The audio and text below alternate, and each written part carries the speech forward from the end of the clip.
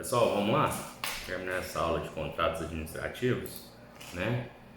Paramos nas circunstâncias excepcionais que autorizam a revisão tarifária. Então são elas, primeira delas, a alteração unilateral do contrato.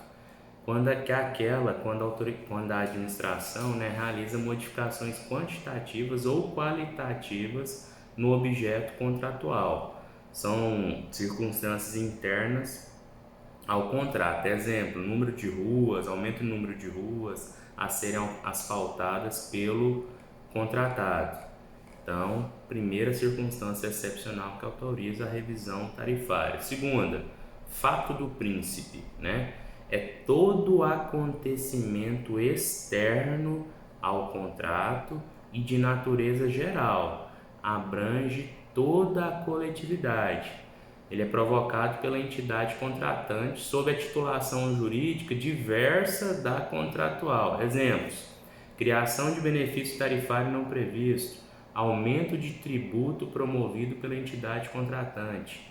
Se a majoração de tributo for realizada por outra esfera administrativa, aplica-se a teoria da imprevisão e não o fato do príncipe. Então, repetindo, fato do príncipe, evento externo ao contrato de natureza geral e que abrange toda a coletividade, tá? E é provocado pela entidade contratante. Terceira situação, terceira cláusula que implica a revisão tarifária é o fato da administração, né? Segundo Eli Lopes Meirelles, Maria Silva Zanella de Pietro, né, o fato da administração consiste na ação ou omissão da administração contratante sem natureza geral que retarda ou impede a execução contratual. Exemplo: a administração providencia desapropriações necessárias para a duplicação da rodovia. Então, né, repetindo, trata-se de ação ou omissão da administração contratante sem natureza geral que retarda ou impede a execução do contrato. O exemplo: se a administração não, né, providencia as desapropriações necessárias para a duplicação da rodovia, é um exemplo. Beleza?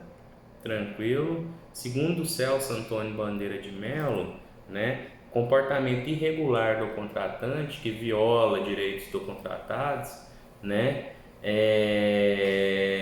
mas não necessariamente dificulta ou impede a execução, permite que o contratado continue o cumprimento do contrato. Então, para Celso Antônio Bandeira de Mello, né, esse fato da administração nada mais é que um comportamento irregular do contratante que, muito embora viola direitos do contratado, ele não dificulta a realização nem impede a execução do mesmo. Então, terceira situação. Quarta situação, alha econômica ou teoria da imprevisão. Grave esse nome, alha econômica. É acontecimento externo ao contrato, de natureza econômica e estranho à vontade das partes. Então, é um acontecimento externo ao contrato, de natureza econômica, alha econômica, né? Estranho à vontade das partes, imprevisível, inevitável e que cause desequilíbrio contratual. Exemplo: aumento de tributo para entidade federativa diversa da administração contratante, né? A recomposição decorrente da área econômica está relacionada com a aplicação na seara dos contratos administrativos da teoria da imprevisão. Que teoria que é essa? Vocês já viram lá no direito civil, né? Faz-se necessário o preenchimento de algumas condições para que o fato seja imprevisível quanto à sua ocorrência e ao alcance das suas consequências, estranho à vontade das partes, inevitável e causador de um significativo desequilíbrio contratual. 5. Sujeições imprevistas ou interferências imprevistas são dificuldades, gente, imprevisíveis de ordem material. Exemplo: lençol freático encontrado durante a construção de um túnel, dificultando a execução da obra. E por fim, agravos econômicos resultantes da inadimplência da administração, que é o atraso, né, no pagamento da remuneração devida ao contratado. Todas essas situações aqui possibilitam, né, que haja uma revisão, né, tarifária. São circunstâncias, né, excepcionais que permitem a revisão tarifária. Então, seguindo, né,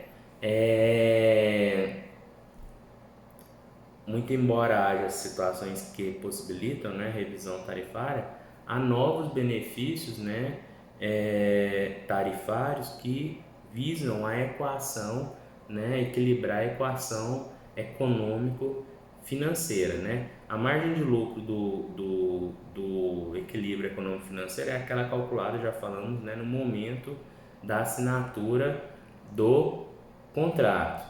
No entanto, não há como prever ou impedir, né, a instituição de novos benefícios tributarifários que surgem, né, ao longo da execução do contrato, né, e que devem, né, ser estipulados pelo poder concedente, né? Essa estipulação deve ocorrer desde que, né, haja previsão em lei, né, da origem dos recursos ou de simultânea revisão da estrutura tarifária do concessionário ou do permissionário, certo? De modo que a sempre permitir, né, visar o equilíbrio da equação contratual. Observação: tal superveniência, né, caracteriza como fato do príncipe, né, ensejando essa superveniência desse benefício, caracteriza como fato do príncipe, né, e sujeita à recomposição do equilíbrio econômico-financeiro em favor do contratado. Artigo 9º, parágrafo 4º da Lei 8987 de 95. Seguindo com o tema, a gente vai falar agora sobre duração e execução dos contratos em geral e das responsabilidades por encargos previdenciários no contrato. Está lá no artigo 57 da lei. O prazo dos contratos administrativos fica adstrito à vigência dos respectivos créditos orçamentários, exceto em 3 casos. Quais são eles? Os projetos, né, cujos produtos estejam contemplados nas metas estabelecidas no plano plurianual, os quais poderão ser prorrogados se houver interesse da administração e desde que isso tenha sido previsto no ato convocatório. 2. Desde que a prestação dos serviços a serem executados de forma contínua e que poderão ter a sua duração prorrogada por iguais e sucessivos períodos com vistas à obtenção de preços e condições mais vantajosas para a administração, limitada a 60 meses. E 3. Ao aluguel de equipamentos e à utilização de programas de informática, podendo a duração estender-se por prazo de até 48 meses após o início da vigência do contrato. Então, o prazo dos contratos administrativos fica adstrito à vigência dos respectivos créditos orçamentários, exceto nessas 3 situações que estão lá no artigo 57 da Lei de Licitação. Então, a legislação ela admite essa prorrogação do contrato administrativo, que deve ser entendida, né, como um aumento do prazo contratual, né, e mantida as mesmas condições anteriores, né, e diante do mesmo contratado, desde que seja justificado por escrito e autorizado pela esfera competente. Prorrogação difere-se de renovação, né, na medida que a renovação pressupõe alguma modificação em cláusula contratual, né, por exemplo, que diz respeito à execução do contrato. Beleza? Tranquilo? Observação: a administração contratante ela responde solidariamente com o contratado somente pelos encargos previdenciários, né, resultantes na execução do contrato. Beleza? Tranquilo? Voltando aqui um pouco, sobre a execução do contrato, né, o contratado, falamos lá quando a gente falou de terceirização, ele é responsável por encargos trabalhistas, previdenciários, fiscais, comerciais, né, resultantes da execução. No entanto, a administração contratante ela responde solidariamente, não subsidiariamente, igual lá na súmula, né? Somente pelos encargos previdenciários resultantes da execução do contrato. Extinção, contrato administrativo. Contrato administrativo pode ser extinto em decorrência da conclusão do objeto, por óbvio, né? Término do prazo, né? E da anulação motivada por defeito, né? Ou de rescisão. Então, tá lá no artigo 79, a rescisão unilateral é aquela decretada pela administração contratante sem necessidade de autorização judicial, né? Havendo culpa do contratado, não é devida a indenização, aplicando-se ainda a sanção cabível. Se não houver culpa, como no caso da rescisão motivada, né, por razões de interesse público, cabe a indenização. Rescisão amigável é aquela feita, né, por acordo entre as partes, não gera indenização, via de regra. Rescisão judicial é aquela determinada pelo Poder Judiciário, né, em razão do inadimplemento do contratante ou do contratado. Havendo inadimplemento do contratado, a administração pode optar também por rescindir, né, unilateralmente. Eli Lopes Meireles ainda menciona a rescisão de pleno direito, né, que para ele seria aquela, lembrando que Eli Lopes Meireles, né, ele, muito embora falecido, né, ele tem seu livro atualizado, né, até hoje. E voltando aqui para ele, a rescisão de pleno direito, ela independe da vontade das partes e produz efeitos, seria aquela que independe da vontade das partes e produz efeitos automaticamente, né, pela ocorrência do fato extintivo previsto na lei, né, regulamento ou contrato. Exemplo seria falência, insolvência ou falecimento do contratado. Ainda sobre extinção, a gente fala agora sobre a extinção do contrato e o dever de se indenizar. Para que haja extinção contratual e que essa gere indenização, né, é preciso que ocorra algumas situações simultâneas. São 3, né? A primeira delas é a extinção antecipada, né? Não se pode cogitar indenização se o contrato foi extinto naturalmente, né? A segunda delas é a relação jurídica não precária, né? Se o vínculo contratual, por sua natureza, for rescindível a qualquer tempo, por razões de interesse público, relação precária, ao contratado não cabe pleitear indenização e pela boa-fé do contratado. Se o contratado, de alguma forma, concorreu para a extinção contratual, má-fé, não se admite o pagamento de indenização. Essas conclusões aí derivam, né, da máxima jurídica, ninguém pode se beneficiar, né, da própria torpeza. Beleza? Tranquilo?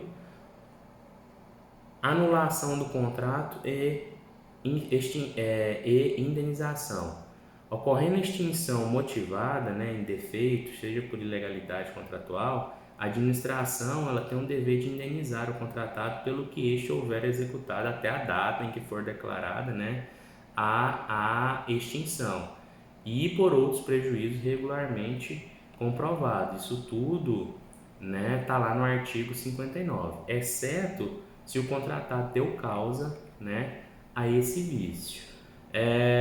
O quanto da indenização ele vai ser aferido, né, de acordo com a situação, no próprio âmbito administrativo ou judicial se buscado, né, apurado aí as perdas e danos que eventualmente o contratado deixou de ter. Não abrange os lucros cessantes, tá? Abrange só as perdas e danos. Então, o valor dos lucros cessantes não compõe a indenização. Beleza? Tranquilo? Último ponto sobre o contrato administrativo está no tocante aos crimes previstos lá no artigo 89 a 99, né, que são os crimes praticados no âmbito do contexto, né, do procedimento licitatório. Né? Já falamos desses crimes, eu peço que vocês leiam lá no material, né, as condutas, né, para não ficar cansativo, para poder até resolver. Tem questão sobre crimes prevista aí no âmbito da licitação, a gente falou lá, e tem os que o material menciona aqui, né, que estão ligados estritamente com a celebração do contrato. São os artigos 89, que seria crime dispensar ou inexigir licitação fora das hipóteses previstas em lei ou deixar de observar as formalidades pertinentes à dispensa ou inexigibilidade. Artigo 92. Admitir, possibilitar ou dar causa a qualquer modificação ou vantagem, inclusive prorrogação contratual, em favor do adjudicatário durante a execução dos contratos celebrados com o poder público, sem autorização em lei, no ato convocatório da licitação ou nos respectivos instrumentos contratuais, ou ainda pagar fatura com preterição da ordem cronológica de exigibilidade. Não estou lendo as penas, tá? 96. Fraudar em prejuízo da fazenda pública licitação instaurada para aquisição ou venda de bens e mercadorias ou contrato dela decorrente, elevando-se arbitrariamente os preços, vendendo como verdadeira ou perfeita mercadoria falsificada ou deteriorada, entregando mercadoria por outra, alterando substância, qualidade ou quantidade de mercadoria fornecida, tomando por qualquer modo injustamente mais onerosa a proposta ou execução do contrato. E artigo 97, admitir a licitação ou celebrar contrato com empresa ou profissional declarado inidôneo, né? Em todos esses artigos mencionados é obrigatório o elemento dolo, não é punível a conduta meramente culposa. Beleza? A gente encerra aqui contratos administrativos, próxima aula, bens públicos, tá? Leiam o material, façam as questões e aí a gente logo mais já divulga para vocês como é que será a situação de prova. Beleza? Matéria essa de contratos administrativos que a gente viu, matéria para a segunda VA. Um abraço, fiquem com Deus.